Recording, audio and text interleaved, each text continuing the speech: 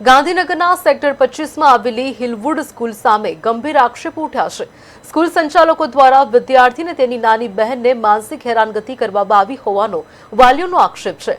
વિદ્યાર્થી અગાઉ ચિત્ર સ્પર્ધામાં ભાગ લઈને દેશના 80 લાખ વિદ્યાર્થીઓમાંથી પ્રથમ ક્રમ મેળવ્યો હતો અને નાયબ રાષ્ટ્રપતિના હસ્તે એવોર્ડ પણ પ્રાપ્ત કર્યો હતો।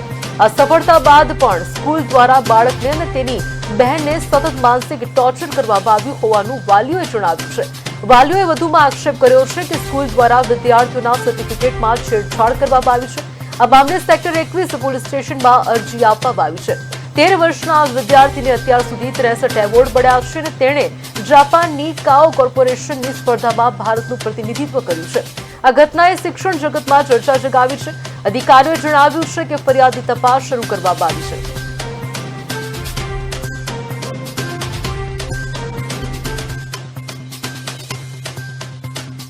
અમે ડીઓમાં પણ કમ્પ્લેન કરેલી છે, CWCમાં કમ્પ્લેન કરી છે, CBSEમાં કમ્પ્લેન કરેલી છે, ગુજરાત સ્ટેટ ચાઇલ્ડ પ્રોટેક્શન જે બોર્ડ છે એમાં પણ અમે કમ્પ્લેન કરેલી છે અને 2 દિવસ પહેલા જ અમે પોલીસમાં ફરિયાદ પણ કરેલી છે।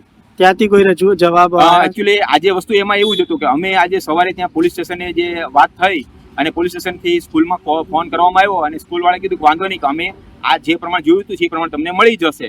એટલે એની માટે અમે બપોરના 1 વાગ્યાના અહીંયાથી આવેલા હતા। અત્યારે જે કે થયા ત્યાં સુધી અમને અહીંયા ખાલી ટાઈમ પાસ કરાવડાવ્યો। અમને છેલ્લે એમ જ કીધું કે અમે કહીએ એ પ્રમાણે તમારે લેવું પડશે, તમારે એક્સેપ્ટ કરવું પડશે।